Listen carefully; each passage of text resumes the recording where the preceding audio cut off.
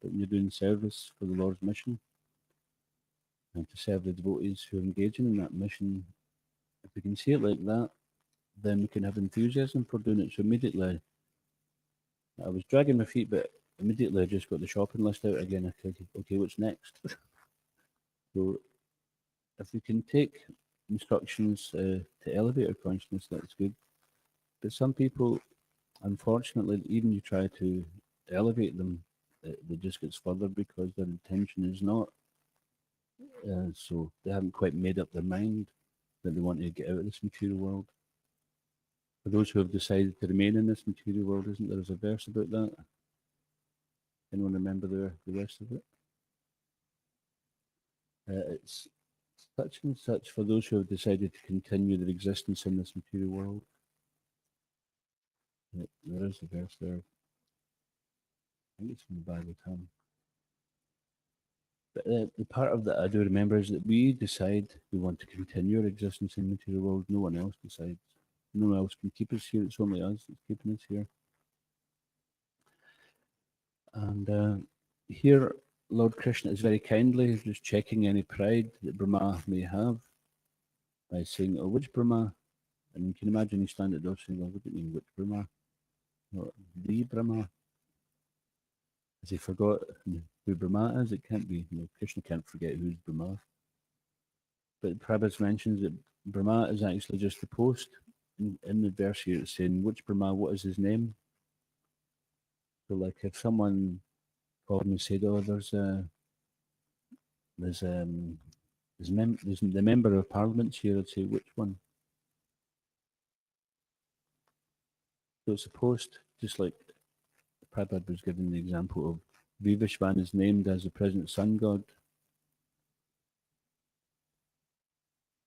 So I haven't read anywhere where his name is mentioned. Does anybody know of the present Brahma in our universe? Again, when we see his name mentioned, that we must be referring to his post. So it would be a bit like saying the king, and everybody knows who is the king. So like when you talk about the Queen for many years, we always thought Queen Elizabeth. Didn't even have to mention her name. But the interesting thing is, and I was fortunate enough to have Sadaputa's association for some time when he stayed in the UK. And he, I'm not sure if he witnessed firsthand, but he said he could sympathize with the challenge that ISKCON artists had depicting that picture in the Krishna book, where Narada Muni goes in to see Krishna, and all the many other Brahmas are there with so many heads. And he says the only way they could depict all the different heads was to like pile them on top of each other. So you've got Brahmas with heads like a giant Christmas tree on top of their shoulders, all these heads piled up. He said, obviously it's not very practical because if you've got 1 million heads, how do you fit them all in the room for a start? So he's reckoned it must be in some other kind of dimensional thing. Pity we didn't have him long enough to sort that one out, but he was very intelligent with the scientific department and some of these more difficult questions. But it's funny, as devotees, we just look at the book and say, okay, there's Brahma with 100 heads, a Christmas tree on his shoulders made of heads.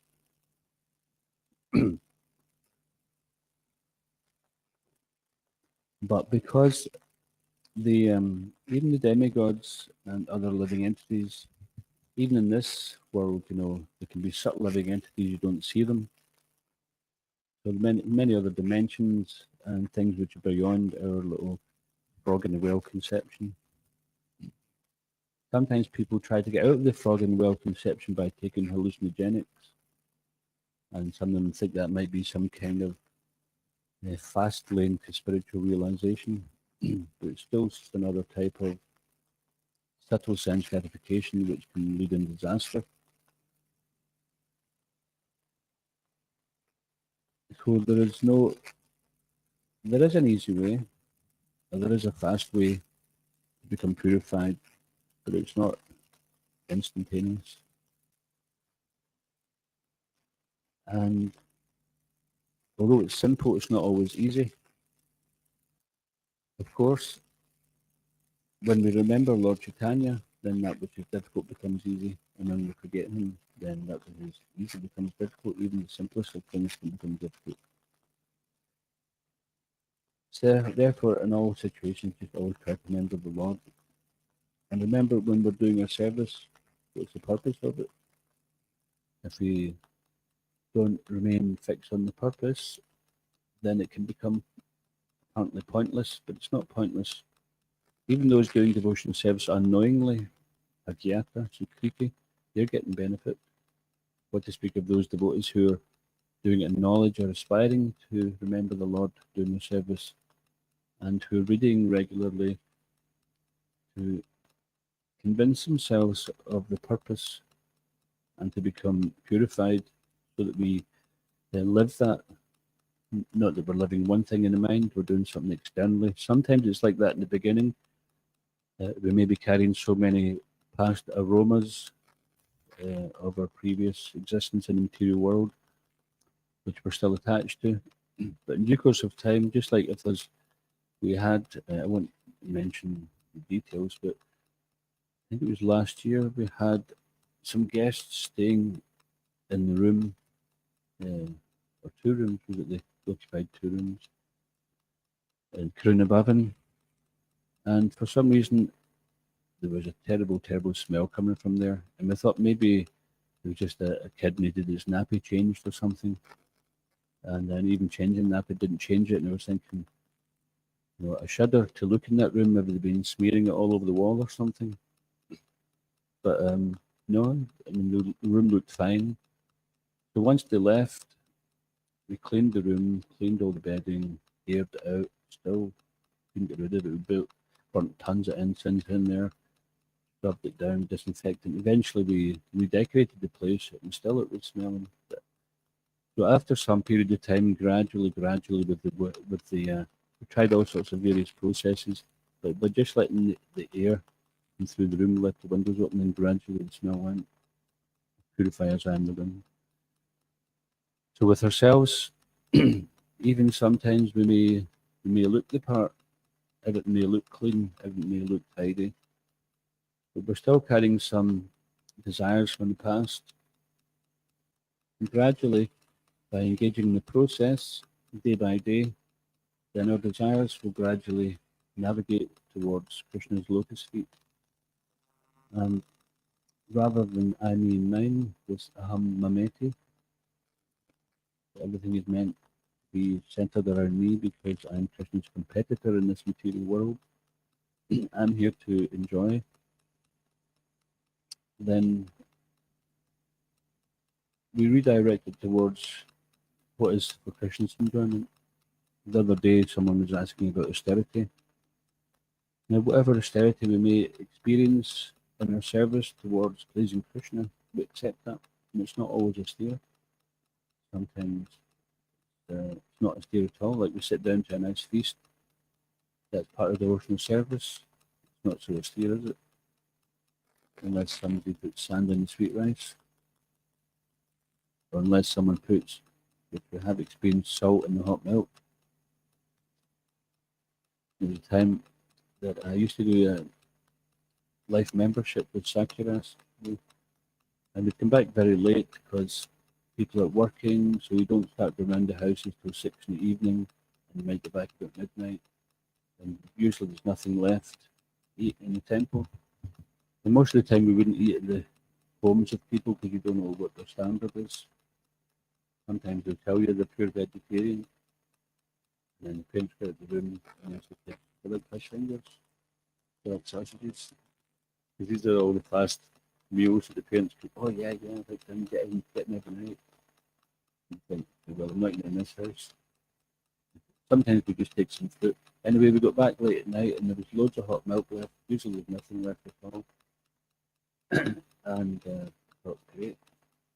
And then we sat down to what we thought was going to be a cup of nice hot milk, and somebody put salt in it. That's why I was kind of thought. Next day, back late and thought, let's just have a look, see if there's anything in the next day. once again, it's hot, hot, hot, hot. Same mistake again, 2 nights running. Apparently somebody had put salt in the sugar container. It might look the same, but it doesn't look the same in the bag, does it? Anyway, so sometimes we think we're going to enjoy. This is typical of the material world. You think you're going to enjoy, just about to enjoy, and the anticipation of the enjoyment is the thing which gets us fired up. And then sometimes we might even get a little enjoyment, but then quickly it goes, and Maya comes in and say, "What'd you do that for?" The same mind which convinced us to enjoy will then give us a guilt trip to, you're no devotee. You should just give up. You're such a fake. You're a charlatan. Just give up. Just go back to being an honest street sweeper. The mind will come up with so many different things to distract you. Just think, better to be an honest fallen devotee out there than be, a spoof devotee here.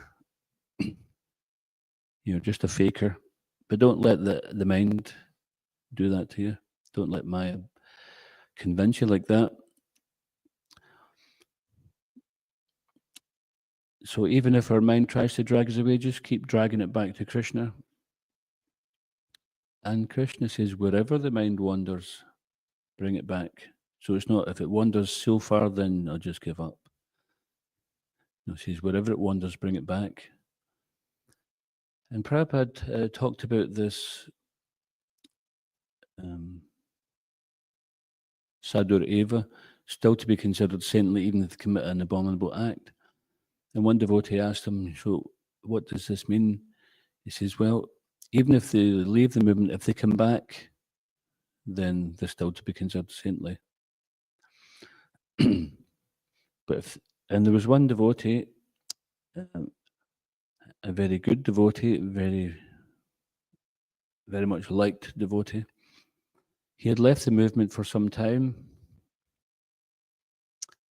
some years, and he wasn't so happy out there. He got a bit involved in family life, etc.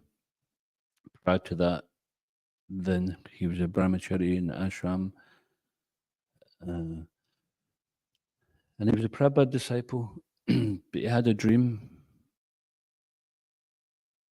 And in the dream, Prabhupada came to him and said, go back to the temple. If you don't go back, there's nothing I can do for you. And how he woke up from this dream, he was sleeping on the couch in his living room, was a little Jagannath deities on a shelf, and one of the deities fell off and hit him in the head. That's how he woke up from the dream. Immediately, he just went and joined the temple. He didn't spend a moment thinking about it. He just went back to the temple again. So we may not all get such mercy, but we can get that same mercy by hearing of these stories, these things applied to us, as much as we weren't standing in Kurukshetra, being spoken directly to by Krishna, but the message is still there for us. So it's not that Krishna has to come knocking on our door to personally invite us back to Godhead. The invitation is there for all of us.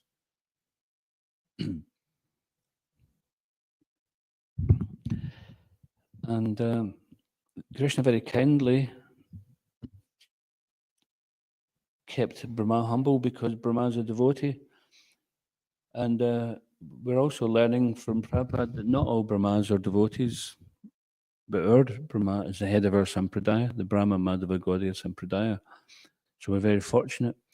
And even as such a great devotee as Lord Brahma, sometimes we can make mistakes. Perhaps we get so engrossed in our duties that we forget.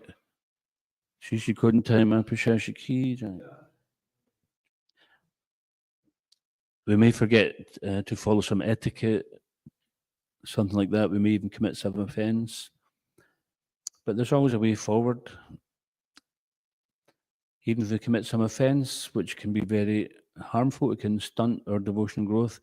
If we think we've committed an offense, we go to that person whom we may have offended or think we have, and we can ask their forgiveness. We can do Vanchakalpa Tribhuscha. We can find out what prasad they like and go and give them some prasad. So in this way, even devotees sometimes, they appear to be having some unpleasant interactions or some barrier may be there, but we can break these barriers simply by engaging in the 6 different processes, 6 different loving exchanges. So I'm going to ask devotees, can anyone name one or all of these 6 loving exchanges?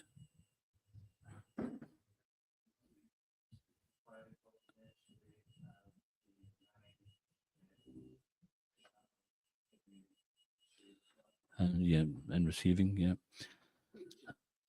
Top of the class. Thank you. That was good because so if we find that we're not engaging in these processes with a particular devotee because we think, yeah, when that guy comes up for prasadam, I'm just going to look the other way. I'm serving, but suddenly my phone will come out or something like that. Of course, I'm exaggerating, but rather than try to avoid, then sometimes the thing to do is do the opposite. And you're conquering over your mind that way. We think we're conquering, we think we have some issue with another person, but the issue is with our own mind.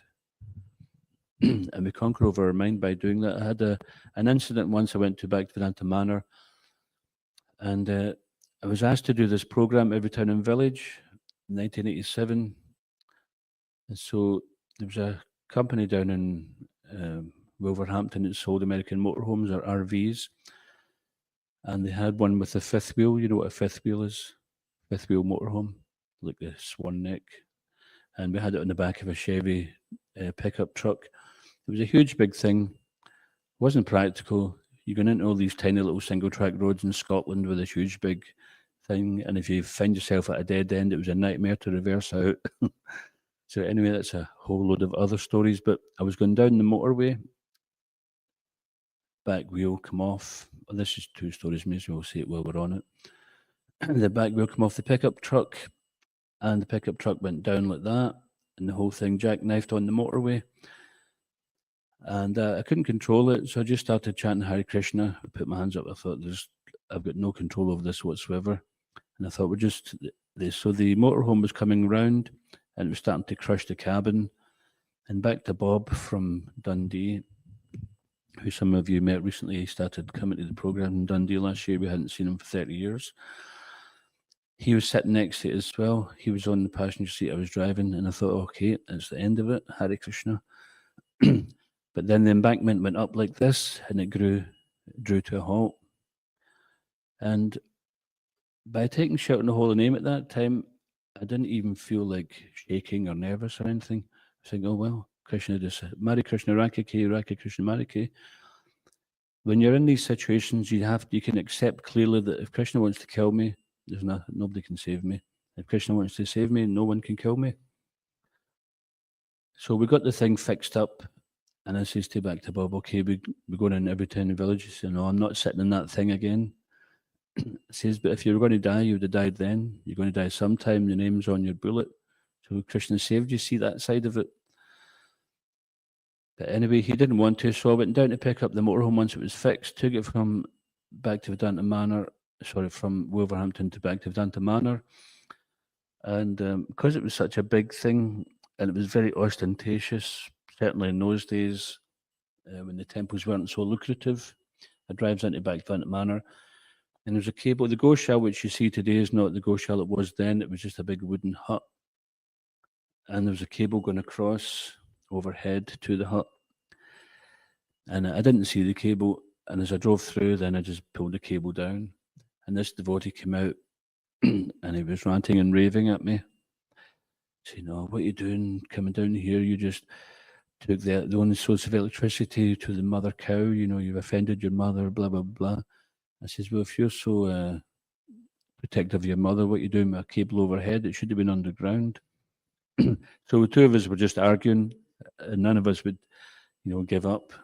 And it was quite intense, a bit of a shouting match going on, blaming each other.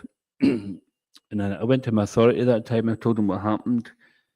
He says, "Okay, you might not want to do this. It's probably the opposite thing that you're thinking of right now, but go to that devotee and apologize and accept fully it was your responsibility. You should have been looking out," and all the rest of it. So it took a little while to kind of absorb the fact that, I was going to have to go and do this. It wasn't like, okay, yeah, I'll go and do it straight away. It's like, nah, I was brooding for a bit. And I was thinking, how can I get out of this one? I don't want to even see his face. And if I do, then maybe I want to see it in a certain circumstance. Maybe with a certain decoration on it or something. But if you just go and do it, you're supposed to follow your authorities, have faith in the authorities, and Krishna will work things out. And if he barks back, at least I've done what I was supposed to do. So it was sometime later, I went to him and then said, "Oh, about what happened, I'm really sorry. You're totally right, blah, blah, blah, blah, blah." And he says, "No, you were right." No, that was people had been saying for ages, "Why is that cable overhead?" And then both of us, even though it seemed like we were never going to be able to talk a civil word to each other again, when we both accepted our part in it and accepted the other person's side of it, then there was the whole fire of enmity disappeared altogether. And every time we've seen each other after that, we're always really happy to see each other, looking after each other's interest, and become great friends after that. So sometimes Krishna can make arrangements like that. And there is a process for overcoming these things. And even if both, that was quite a nice situation because both parties thought the right way. And Krishna was pleased and everything was cool. But even if you're the only one who thinks to do the right thing, then at least you give the person food for thought. And if they're a little introspective, they'll think that devotee was being humble, or someone else will come along. I remember one situation where a couple of devotees were taking advantage of another devotee's humility, and I thought he's not going to defend himself. And Prabhupada says that a devotee's rightful anger is in defending the Lord or defending a devotee. So I decided to step in and said, "This is wrong. This devotee's been humble. He's not just been some gullible wimp. He's actually been humble, and you're abusing his humility." And then they stopped and they thought about it. So we can do that also. Even if we're doing the right thing, then Krishna will step in somehow or another, generally through another devotee. So we shouldn't think, well, I'll let that person make the move first. They make the first move and then I'll be humble. No, we make the first move. If everyone thinks like that, there's so many situations in the world just now, so many terrible situations, dangerous situations, but because the leaders don't have any humility, and because they're not God conscious, then there is no real solution. Even if they find a solution today, they'll find a problem tomorrow because the lust, anger, and greed, the false sense of proprietorship, the false ego is so large.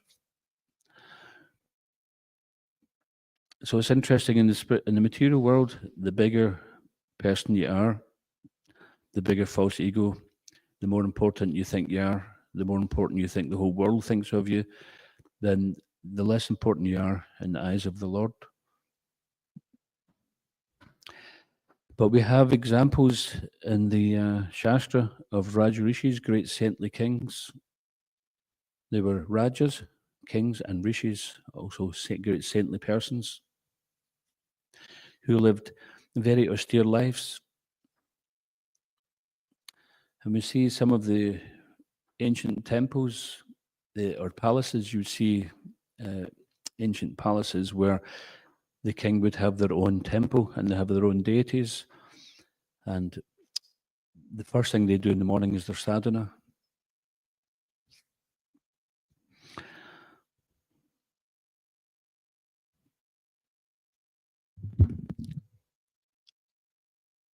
So we may or we may not be able to influence the leaders, but because we can take advantage of democracy, because the leaders, they will, whatever was against the law 50 years ago might be completely supported by the law now. Why? Because people vote, people want it. When the Vox Populi want something, then it's order supplier. When they are doing a campaign, they want to see, they do some surveys and canvass to see what do people want, what's important to people. Because they've got a certain budget and they think, okay, we can spend more on this or more on that. What's the trend at the moment? Okay, people want to see more education. Okay, we promised to open up more schools. All right, let's vote for that guy. So they open up more schools, but the roads are a mess. We've promised to fix the roads. Okay, vote for this guy. So they have a certain amount of money to play with, and but if we spread Krishna consciousness and more people want things which are aligned with Krishna consciousness, then they will have to demand. They have to supply that demand too. Interesting, you may have heard, but Pragosh Prabhu, or GBC, he has mentioned a couple of times that there was this politician in Ireland and he was to open up some big function or some building or something like that. And the subject was all about well-being, progressive thinking, whatever it was. Can't remember the subject. But he said, okay, everyone here today is glorifying whatever it was, therefore, about wellness, such as yoga, healthy diet, meditation. He says, but let's not forget those who brought it here. It was the Hare Krishnas. They're the ones behind us who have been silently working behind the scenes for years, making people vegetarian, getting people into meditation, healthy living, healthy thinking. It says that the credit goes to the Hare Krishnas, and they weren't even part of the function. But that was somebody who recognized that. And back in the 70s, there was one senator or governor, I can't remember, who became alarmed at Prabhupada's books, and he tried to draw the government's attention to the risk of having these books available in the country, that they would destroy the way of life that they know. And the devotee relayed this, but people wouldn't take the guy seriously. The devotee relayed this to Prabhupada, says, yes, these books will change the world. And it's to our advantage they don't recognize this, and when they do, it will be too late. But that's a good thing because everybody benefits from it.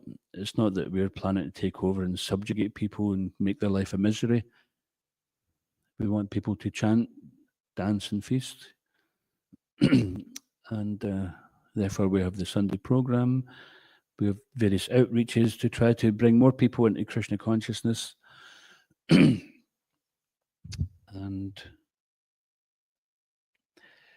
the more people who become Krishna, when people become devotees, then you can't quite, it's just like when your alarm clock goes off, you see in the ashram, the alarm goes off, and you get up and you see the devotee next to you. You know they're awake, but sometimes they're pretending still to be asleep.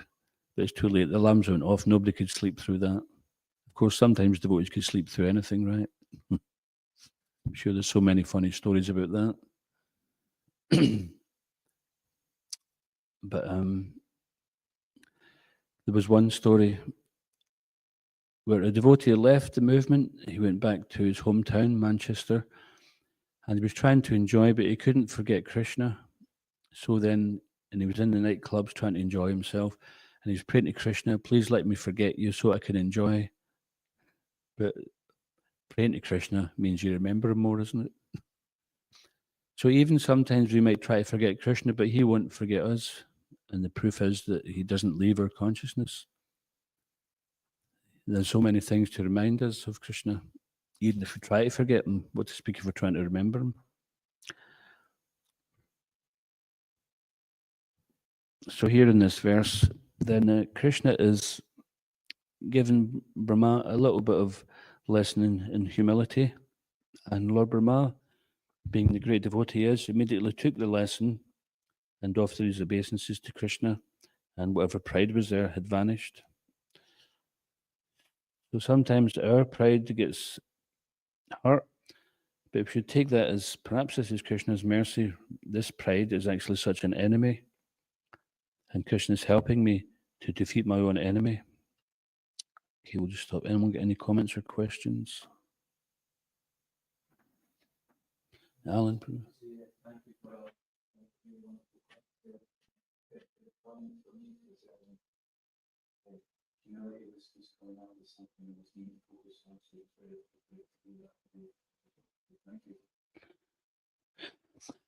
Yeah, and often when we're saying these things, we're saying them to ourselves. Devotees who give class, they're preaching to themselves. They're not thinking, I know, and you guys need to learn. You need to hear this. So we're all in the same boat. And we see Krishna does from time to time, like Brahma Vimohan Lila. Brahma forgot Krishna, and he thought he was an upstart. Indra forgot Krishna, thought he was an upstart, but realized that he was projecting. He was being the upstart. And because the devotees, Krishna, he didn't destroy them. He redeemed them. So even ourselves, if we go down the wrong road, then there may be some situation that Krishna will bring us back. But we shouldn't say, okay, Krishna, I'm off for a wee break now into Maya. Whenever you're ready, just pull me back in. We shouldn't do that deliberately. Krishna's not our servant. We're supposed to be learning to be his servant. Okay, we'll just stop there. It's gone Govinda ki. Prabhupada ki. Ventaraj Shri Chaitanya Caritamrta ki. Nitai Gaur Premanande. What about Govinda ki?